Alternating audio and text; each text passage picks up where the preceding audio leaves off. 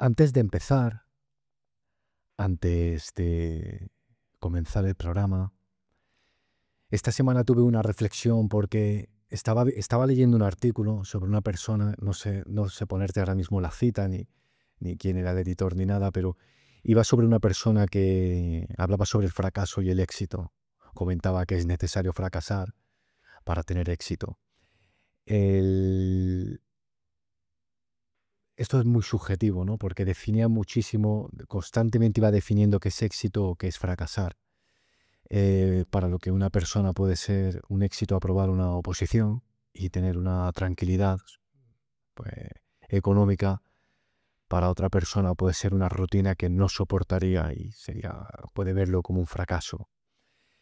Aquel que busca tranquilidad o busca vocación en el trabajo se podría ver como un éxito un trabajo, pero la cuestión es que cuando te caes del caballo, ¿cómo te quitas el polvo de la chaqueta y, y, y y de qué manera afrontas los problemas?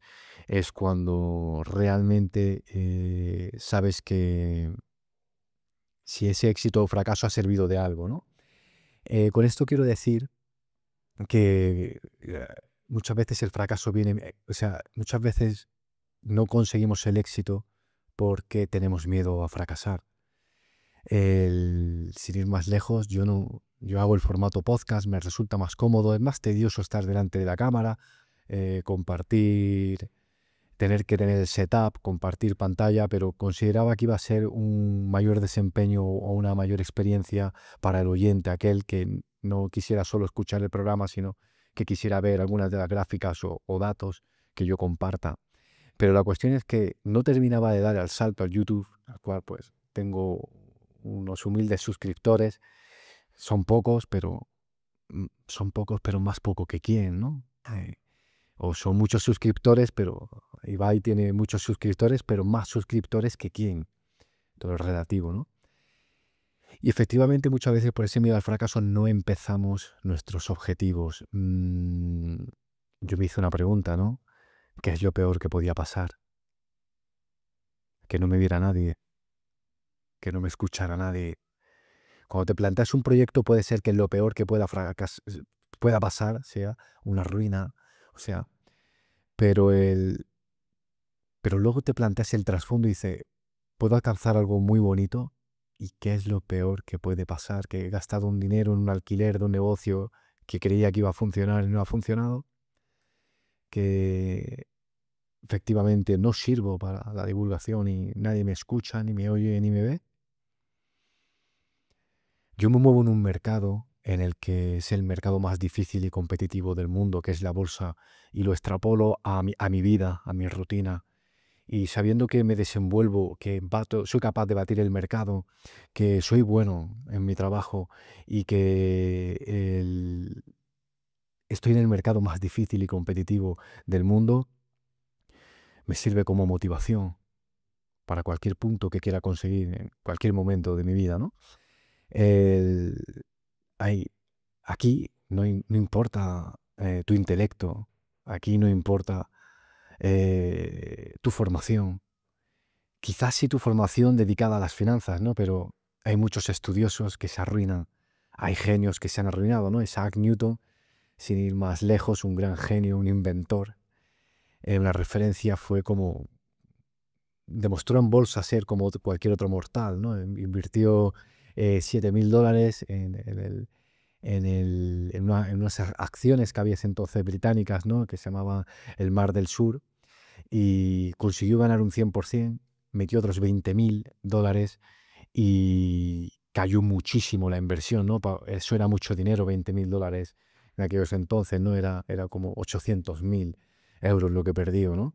Entonces, es muy importante saber que cuando estás enfocado al éxito, el fracaso es necesario, pero no significa que no seas bueno, ni que no seas un genio, ni que no puedas conseguir tus objetivos. Pero te voy a hacer un pequeño test de si tienes éxito o no en el trabajo, y es para que lo medites y pienses tan solo y tomes tus propias decisiones.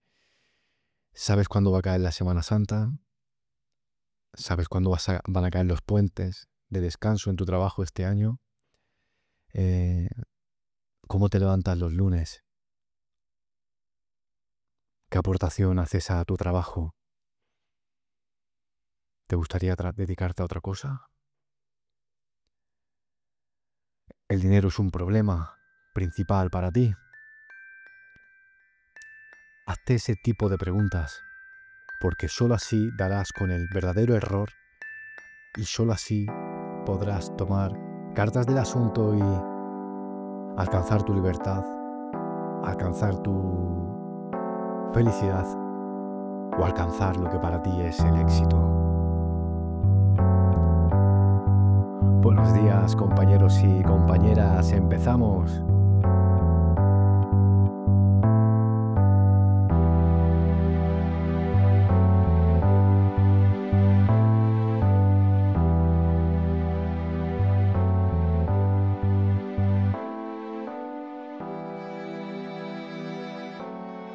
Hola, ¿qué tal? ¿Cómo estáis? Bienvenidos a Salvados por la Bolsa, un programa más, un podcast más, una semana más. Hoy es 21 de marzo del año 2025, no importa en qué momento me estés escuchando, esto es un manual, puedes escucharlo, verlo en cualquier momento. Otra cosa es que te guste o no te guste. Me encantaría que dejarais algún comentario, los leo todos. A veces no los contesto, pero os leo a todos. Y si estáis en cualquiera de las plataformas, darle a me gusta o darle a compartir para hacerlo grande el programa, siendo sincero.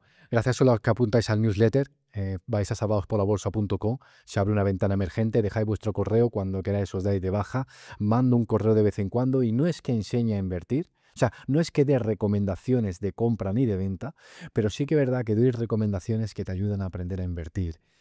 Gracias a los que estáis en Discord, simplemente vais a salvadospolabolsa.com, habrá una pestaña que pone Discord, pulsas y te lleva directamente a la plataforma. Estamos a punto de alcanzar las 550 personas, es gratuito, pregunta lo que quieras, es un lugar libre de respeto y donde hablamos de finanzas exclusivamente. Gracias a los que escribís al WhatsApp al 617867222 y hoy voy a tratar un tema que es real. Hoy voy a tratar un tema que estoy satisfecho, estamos satisfechos y que es el día a día al final de una gestión patrimonial, de una asesoría financiera, es el día a día. Y es que os voy a poner un poco en situación.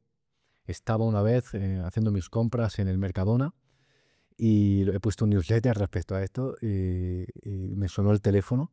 Era un oyente diciendo que tenía 100.000 euros, que se había posicionado, era el año 2021, octubre, noviembre del año 2021, y que le gustaba el programa y que sí le podía echar una mano. Pues bien, ¿qué pasó justo después del año 2021? Una caída generalizada de los mercados, inflación, subida de tipos, guerra de Ucrania, un 30% se deja el Nasdaq, un 20 y tantos por ciento se dejan los distintos índices, caen los índices de referencia. Fue un año de bolsa verdaderamente devastador. Y es que eso le llevó a tener una cartera de 100.000 euros con la que nunca había invertido, ahí va por algo menos de 60.000 euros. Eso es duro sobre todo porque ahora no es que necesite, ha perdido casi un 50%, necesitas más de un 100% para rentabilizar. Y en esa cartera había de todo. Habían 2 compañías quebradas, había absolutamente todo, especulativas, negocios de valor, había absolutamente de todo, ¿no? Incluso parte de crowdlending, parte de crowdfunding y hicimos un viaje, Miguel Ángel Payán y yo, y nos empezamos a remangarnos y a trabajar sobre la cartera. El final, pese al título, te encantará porque voy a contar paso a paso cómo se hizo esa transformación, ¿no? Y es que la primera pregunta, o sea, lo primero que hubiera hecho yo creo que cualquier persona que no está vinculada a las finanzas sería vender. Vender, consolidar las pérdidas, irse con el rabo entre las piernas y decir no me voy a meter más en este berenjenal, en el mercado más rentable y seguro del mundo, el más difícil y competitivo del mundo. Pero fijaros, nos juntamos, estudiamos las carteras e hicimos lo siguiente y paso a compartir pantalla. Hicimos dos grupos, dos grandes columnas. Una columna donde habían empresas con ventaja competitiva, con MOAT. Empresas, y al otro lado, empresas que no tenían márgenes, que no tenían ventaja competitiva ninguna. Íbamos numerándola. Nos daba igual el precio, que una que tuviera ventaja competitiva estuviera un menos 75% o que una que tuviera nada de ventaja competitiva fuera más 1000%. Solo estábamos numerando empresas con ventaja competitiva y empresas sin ventaja competitiva. ¿Qué fue lo que hicimos a continuación? Hicimos una nueva lista haciendo empresas que tenían los ingresos creciendo, empresas que tenían los ingresos cayendo. Y volvimos a hacer una lista. Poníamos la empresa, esta está subiendo, esta no, esta no, esta no, esta sí, esta no. Íbamos numerando las empresas. ¿Qué fue lo siguiente que hicimos? Pues muy sencillo. Vimos sus niveles de deuda, aquellos que tenían ratios eficientes, las pusimos a un lado y las pusimos a otro.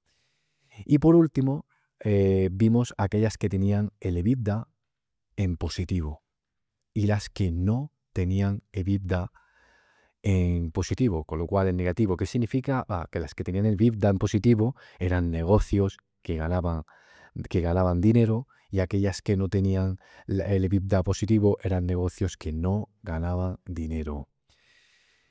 ¿Qué nos resultó? Columnas muy variopintas, ¿no? Columnas muy, muy distintas unas de otras, y empezamos a sacar conclusiones. Decíamos, vamos a poner aquí aquellas que reúnan 3 o más características, vamos a poner aquí aquellas que reúnan 3 más características, y nos quedábamos con 2 grupos. Ya teníamos las empresas valiosas y las empresas que no eran tan valiosas. ¿Cómo proseguíamos?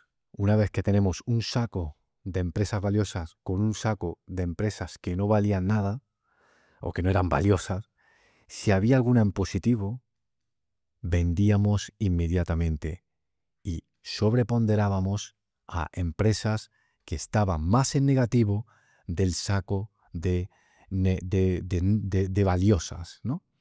Luego, a aquellas empresas que estaban quebradas, estaban en las no valiosas, decidimos dejarla porque era poca cantidad, y no era quebrada del todo, sino que son proyectos, igual salen o igual no salen, y era tan poco dinero que no nos iba a aportar nada y no hicimos absolutamente nada, ¿no? Yo normalmente lo que hago con esta parte de la cartera es llevármela a la parte más conservadora. Por ejemplo, podría comprar oro, a la parte más conservadora, porque uno de los errores más comunes, uno de los peores errores que se cometen en bolsa es que cuando tienes muchas pérdidas, lo primero que quieres hacer es llevártelo a un punto muy rentable, a un punto muy, muy especulativo. Y tenéis que aprender una cosa, y es que si algo te da más rentabilidad, tiene más riesgo. O sea, el ratio rentabilidad-riesgo es inamovible, es como la ley de la oferta y la demanda. Entonces, ¿qué necesitas hacer con esa parte de la cartera? Obtener mucha rentabilidad. ¿Qué es lo que vas a hacer? Llevártelas a situaciones muy complicadas, con mucho riesgo, y es probable que eso te lleve a perder mucho dinero. Es mejor esa parte especulativa, esa parte de muchos niveles de riesgo, es mucho mejor, es mucho más sano que lo cojas de los que son las partes que funcionan bien, las partes, esas compañías que siguen subiendo, que recojas algo de beneficio y lo emplees para eso. Vas a trabajar de una manera más relajada, vas a adecuar tu psicología de inversión, que al final es lo más importante, porque he puesto el ejemplo de Isaac Newton, que por cierto lo leí en el libro que me estoy releyendo, de Benjamin Graham, de nuestro amigo Ben, El inversor inteligente. Es un libro creo que es de los pocos libros que me voy a leer ya 3 veces, pero me compré una nueva edición en el que hace una introducción, piensa que eso se está basando en principios del año 70 y hablaba un poco es un libro que debería de estar en bachillerato como asignatura. Es un libro que debería de todo el mundo leérselo, ¿no? Es un libro que lo pondría debajo del Quijote.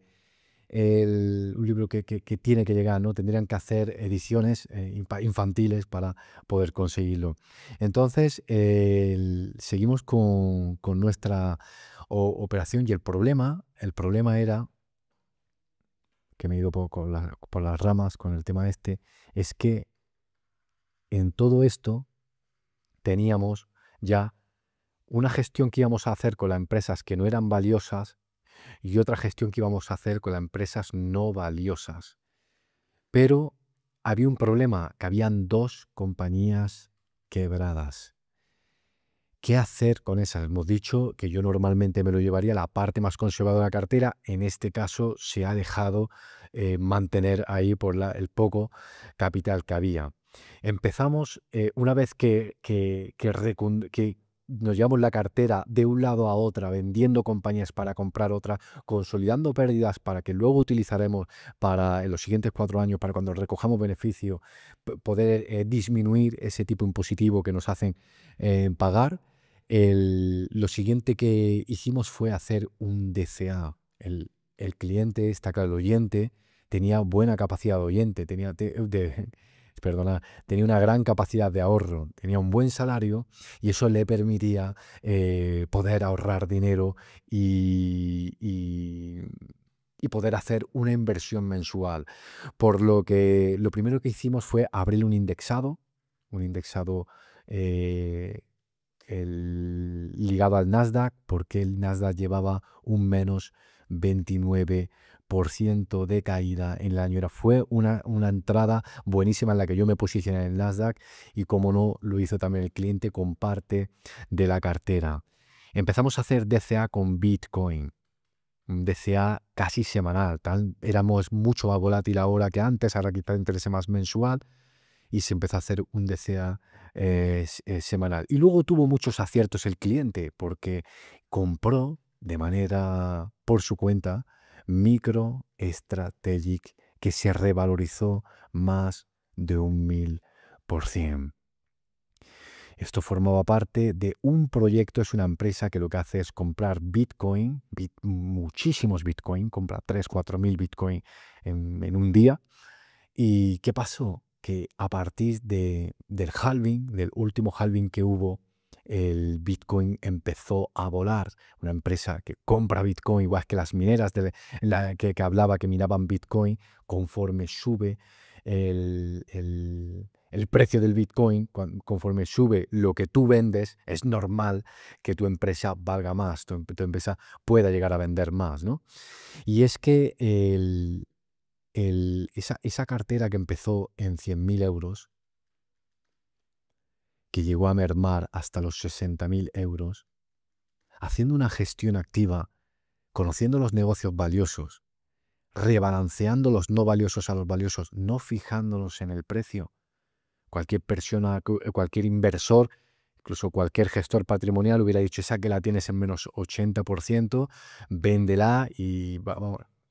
Quizás es al contrario, no hay que vender la que está en más 80% para comprar aquellas que merecen la pena ser sobreponderadas.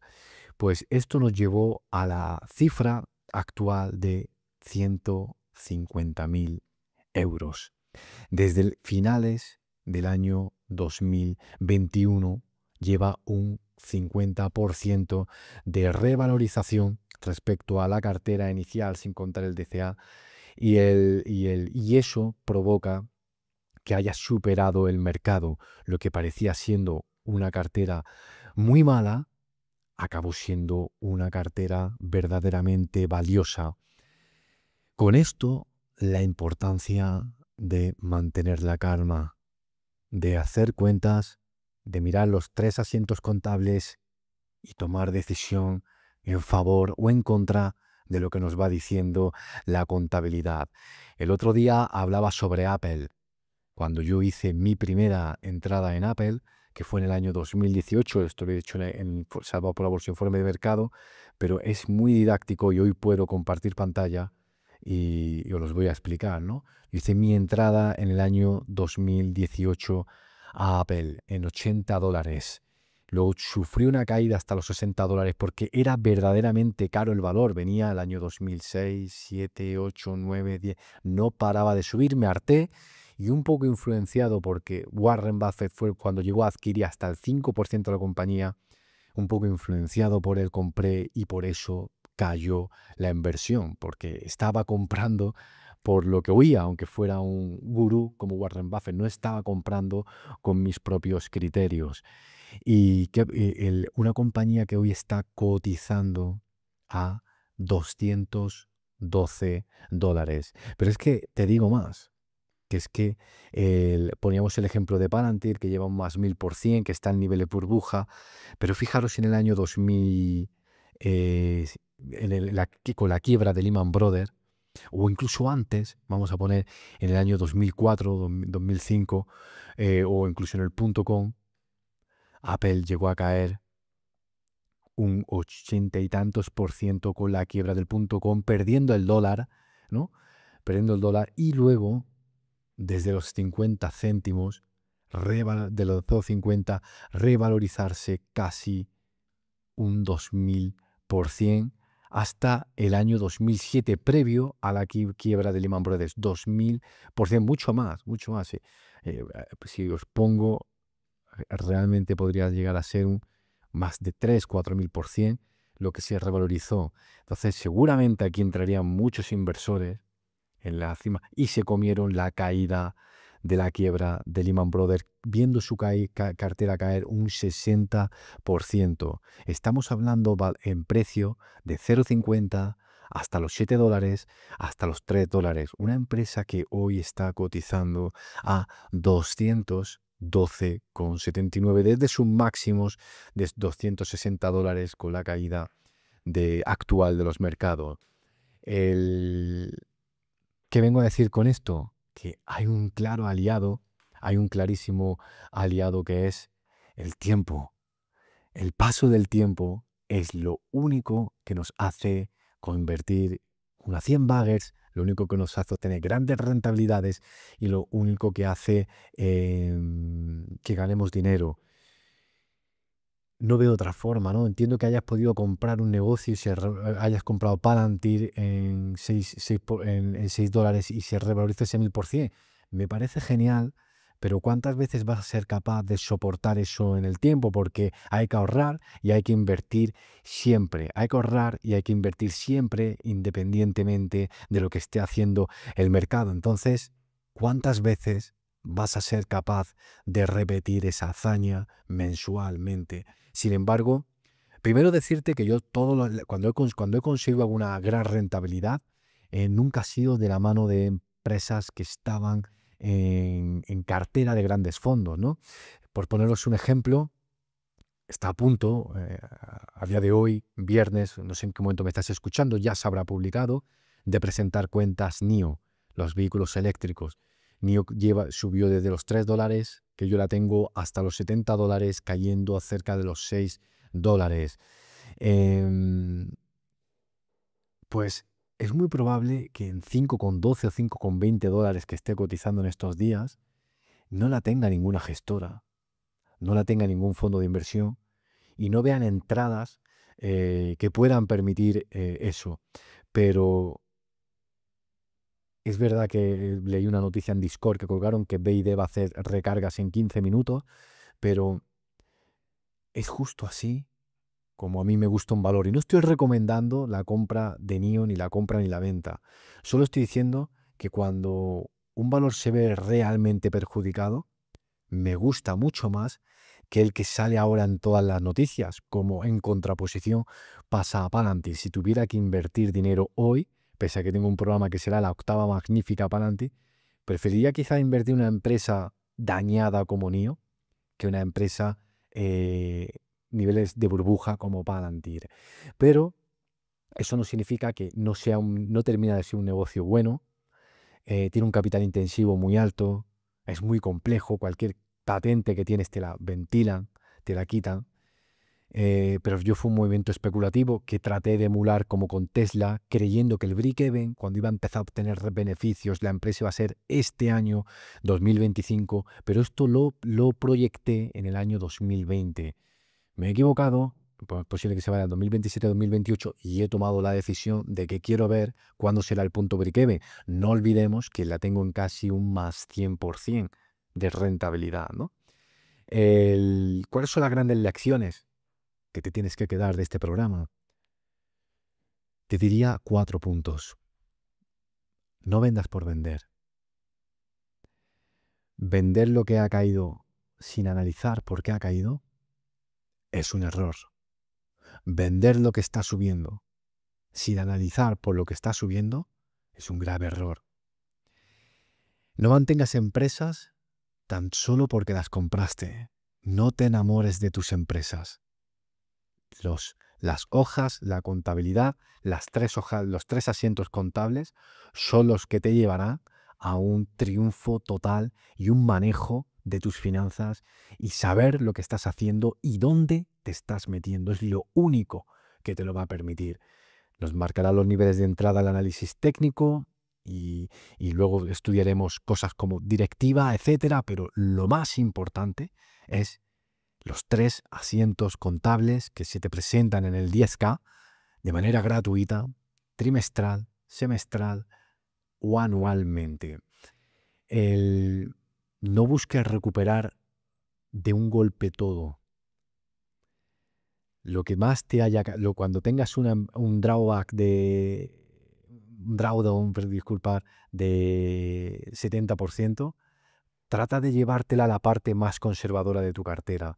Sigue con el buen hacer, sigue con el buen trabajo y no pierdas los nervios, no tengas prisa en recuperar un dinero que no has perdido, porque no estás consolidando pérdida, un dinero que te ha aminorado. Recuerda que, como he empezado, a veces es necesario fracasar para luego tener el éxito. Por eso me desenvuelvo también en este mercado, porque cuando compro me pregunto, ¿qué es lo peor que pueda pasar? Que baje, que caiga, que se vaya a cero la acción, pero tengo la probabilidad de revalorizar de manera indefinidamente, de manera infinita mi cartera. Ponían una imagen en Discord en la que se ve una persona que invierte $10, se le va a $30, cae a 20 y está descontento porque podía tener los $30. Sin embargo, otro invierte $10, se va a los $20 y está muy feliz porque ha ganado el doble. Tenemos más sentimiento hacia la pérdida que hacia la recompensa de ganar. Sigue manteniendo tu proyecto, sigue manteniendo tu mapa y tu buen hacer, y el largo plazo, como hemos hablado en esta gráfica que he enseñado de Apple, es la única que te dará la razón, la única que te dará resultados. El largo plazo es lo único que va a hacer que consigas grandes resultados, nada en el corto plazo, ni en 30 minutos, ni en 20 minutos diarios. No confundas perder con fracaso.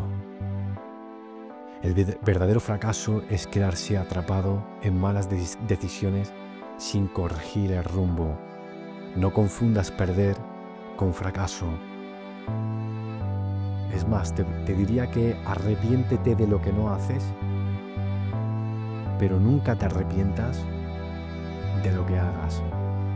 Porque, ¿qué es lo peor que puede pasar?